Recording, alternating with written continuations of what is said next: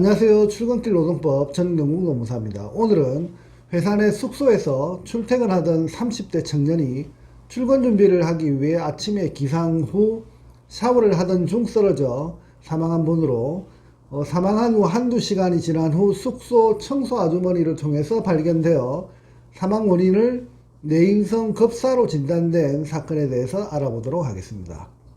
사건 개요를 간략히 설명드리면 다음과 같습니다. 나이는 사고 당시 38세였으며 남성입니다. 회사는 대구 소재 공장 자동화 시스템을 구축하는 사업을 수행하는 업체로 고인의 직무는 시스템 구축과 관련해서 전기 제어 분야를 전문으로 업무를 수행하셨던 분입니다.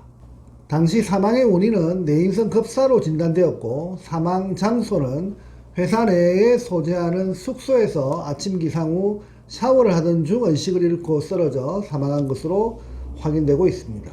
이번 사건에서 착수 단계에서 제가 가장 고민스러웠던 부분은 첫 번째, 사망 원인이 뇌인성 급사로 진단된 부분이었습니다. 뇌인성 급사는 자칫하면 젊은 청장년의 원인 불명에 의한 급사로 오해될 소지가 있기 때문에 이를 어떻게 극복할 것인가 하는 고민을 할 수밖에 없었습니다. 그리고 두 번째, 회사 내 숙소에서 사무실로 출근하는 근무 형태였고 출퇴근 시 지문 체크와 같은 근무 시간 데이터를 확인할 만한 기계적 장치가 전혀 없는 그런 업체였습니다.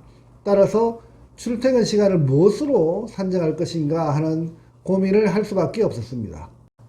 셋째, 건강검진 결과 자료에 의하면 혈압이 고인의 경우에는 190이 넘었고 그리고 콜레스테롤 수치와 혈당 부분 또한 모두 정상 수치를 월등히 넘는 그런 수치로 인해서 상당히 산재로 인정받기는 어려운 상태였지만 그럼에도 불구하고 고인은 혈압약이나 콜레스테롤과 같은 그 기저질환을 관리하는 약물을 전혀 복용하지 않고 있는 그런 상태였습니다. 네 번째, 무엇보다도 더 걱정스러웠던 부분은 고인은 나이 드신 노모의 하나밖에 없는 아들이었다는 점이었습니다.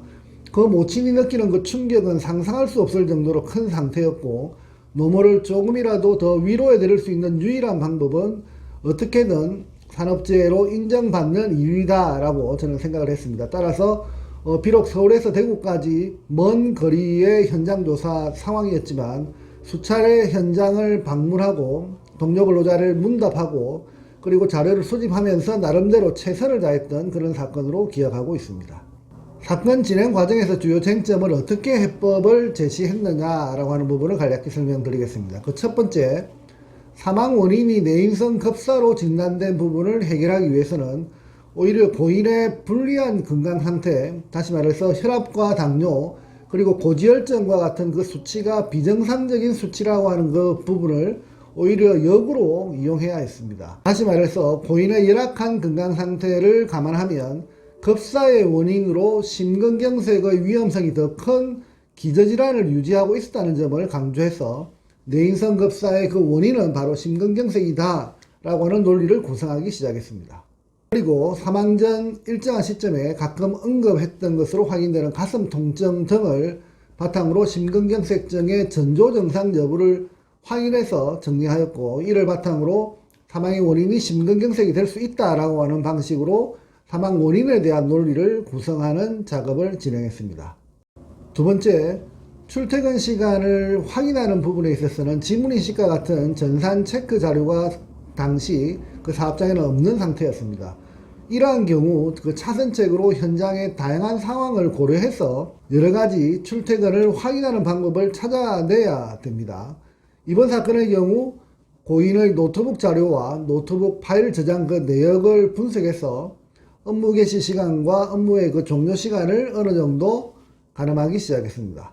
그리고 급여 지급 시 급여대장에 휴일 근무 수당이 변동급 형태로 지급되고 있는 상황이 확인되었고 그 내역을 회사에 요청해서 휴일날 근무 시간들을 역으로 추적할 수 있었습니다. 또한 업무 특성상 지방 출장이 많은 분으로 하이패스 기록을 분석하고 지방 출장지를 추적하고 하이패스의 그 통과 시간과 이동 소요 시간 등을 가늠해서 지방 출장 시 근무 시간을 하나씩 날짜별로 찾아내기 시작했습니다. 이 이외에도 저희 노무법인의 다양한 시간 데이터 분석하는 기법을 총동원해서 고인의 행적을 조사한 결과 어느 정도 그 과로 인정 기준에 부합하는 수준의 근로시간을 추적해서 확보할 수 있었습니다.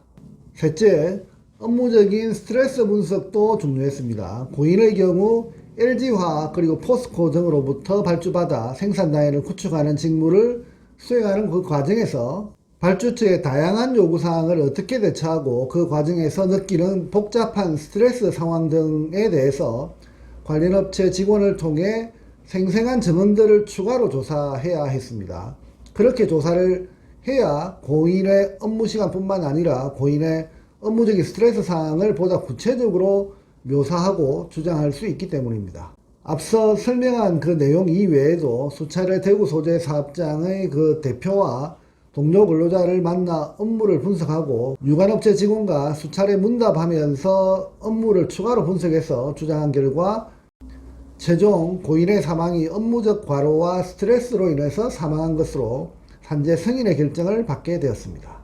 이번 사건은 사망의 원인이 뇌심혈관계 질환이라고 하는 명확한 그 원인으로 나타난 것이 아니라 뇌인성 급사라고 하는 추상적 원인과 고혈압, 당뇨, 고지혈증과 같은 기초질환을 상당히 많이 보유한 상태에도 불구하고 과로 인정 기준을 초과한 그 근로시간을 입증하고 업무와 스트레스 상황을 보다 명확히 증명해서 산재 승인을 받은 의미 있는 사건으로 저는 기억하고 있습니다. 산재 승인 결정을 받은 후 고인의 모친을 만나서 아드님이 비록 젊은 나이에 세상을 떠났지만 30대 청춘을 나름대로 최선을 다해서 열심히 일하다 산업재해로 사망한 사실을 이제 정부에서 인정했다는 내용을 설명하자 그 아픔을 온전히 다 위로받지는 못하셨겠지만 조금은 마음의 위로가 된다는 말씀을 하시며 눈물을 흘리시던 그 모친의 모습이 지금도 생생히 기억나는 그런 사건입니다. 오늘은 30대 청년이 나이든 모친을 남겨두고 과로사한 사건을 최종 산재 승인 받은 그 내용에 대해서 설명드렸습니다. 감사합니다.